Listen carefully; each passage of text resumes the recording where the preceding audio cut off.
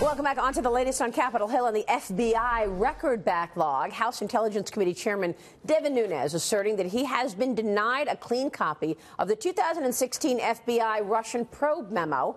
And in a memo of his own, he's vowing to enforce the subpoena power, writing this. FBI's Assistant Director for Legislative Affairs informed the committee that FBI would refuse to further unredact the FBI memo, EC, based on its sensitivity. The document in question is not highly classified. Law enforcement sources have apparently not been shy about leaking to the press information that the department and the Bureau refused to share with Congress. Joining us right now to talk more about that is Axios political reporter Alexi McCammond. Alexi, good to see you. Thanks for joining us. Good morning.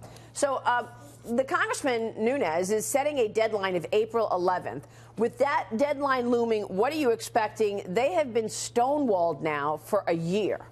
Right. Well, I mean, he was clear in his memo that he said if the FBI and the DOJ don't comply, he will pursue any legal action or remedies he sees fit if they do not answer his request for these documents. I mean, we've seen in the statement that you just mentioned, the FBI and the DOJ are saying this is classified. That's why we gave it to you heavily redacted. So I don't know that that will necessarily change, especially considering he's giving them about a week to do so. So I don't know that we can actually expect them to comply with this. You know, we know that when these things are redacted, it's largely for national security reasons, Governor. But the last redactions that we saw that then were unredacted had nothing to do with national security. It was about Peter Strzok wanting to meet a FISA judge at a cocktail party, Judge Contreras, and that really was outrageous. It has to raise questions as far as what are they redacting and why? Are they just trying not to embarrass themselves at this point? Well, I think the bigger question comes to whether or not people who work for the government work for us, or do we work for them? When you just thumb your nose at Congress, who are elected to be the watchdogs, and you say, we're not going to give you the information that you are legally entitled to have, that's contempt of Congress. And I think people need to recognize how serious this is when law enforcement begins to be law breakers. That's right. That's law breaking when you say to Congress, we are not going to give you what you are entitled to have. That's exactly what they've been doing, Pete, now, Absolutely. Stonewalling for a year. Goodlatte on Judiciary Committee had to subpoena the documents, and then the FBI responds and say, we're going to double the number of people looking at this. The point is they need to make it a priority.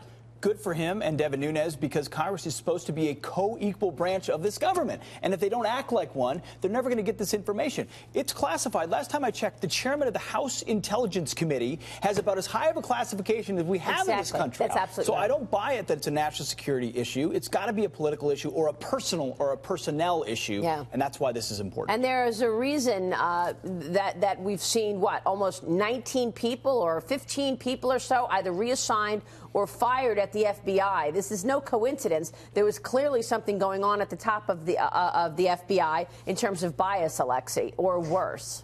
So I guess the question that I have with all of this is the timing, right? Because Devin Nunes and the Republicans on the House Intel Committee decided to release their report. And I know that they initially asked for this information in August, I believe August 24th. The FBI and DOJ didn't comply. Now they have a week to do so. But I guess the question that I'm left in the reporting that we have so far is what's inspiring them to ask for this at this point after they released their memo? Well, it's probably because they keep getting stonewalled. And they're not getting what they're asking for. Then there's this, the Environmental Protection Agency not adding the swamp to the endangered list. EPA Chief Scott Pruitt facing tough questions from Fox News' Ed Henry over recent controversies surrounding pay for two staffers and his condo rental in Washington. Watch this. If you're committed to the Trump agenda, why did you go around the president and the White House to give pay raises to two staffers? I did not. My staff did, and I found out about that yesterday, and I changed it. Should somebody being fired for that? That should not have been done. And so who did it? It may be there would be some accountability. A career person or a political person? I'll have to. I don't know. I don't know. You don't know. You run the agency. President Trump said he would drain the swamp. I don't. Look, is draining the swamp renting an apartment from the wife of a Washington lobbyist? I don't think that that's even remotely fair to ask that question. Alexi, he's obviously on the hot seat. Is he at risk of losing his job? Is he next to go? He's definitely at risk of losing his job. I mean, there are new reports that the president is unhappy with Scott Pruitt and the coverage he's getting. But there's also reporting, and we have this in Axios AM this morning, that allies of Scott Pruitt are basically trying to set up this back-channel communication with Trump in which they're advocating for Pruitt to stay. They're saying, you know, it's the left simply attacking Pruitt. If you get rid of him, the mainstream media will just come after another cabinet secretary. And really, it's an issue of sort of vengeful leaking from within the administration. But these reports look bad, and the contentious interview he had on Fox News last night will only make things worse for his future in the White House. And if we stick to the rules, both these women were political appointees. And when you have a political appointee, you have to go through the White House, right? Sure, absolutely. Pay, and so Scott follow the rules. I don't know how this keeps happening. Yeah, Scott Pruitt is getting up very early every morning and looking at Donald Trump's Twitter account. but the difference between that's a good point. Yeah. As David Shulkin was for a long time. Problem is, David and Rex Tillerson. And Rex and anyone else at this moment, except Sarah Huckabee Sanders. That's right.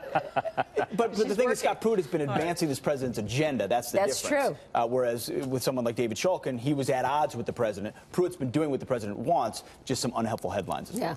Well, we'll watch that. Alexi, good to see you. Thanks so much. Thanks. Alexi McCammond there.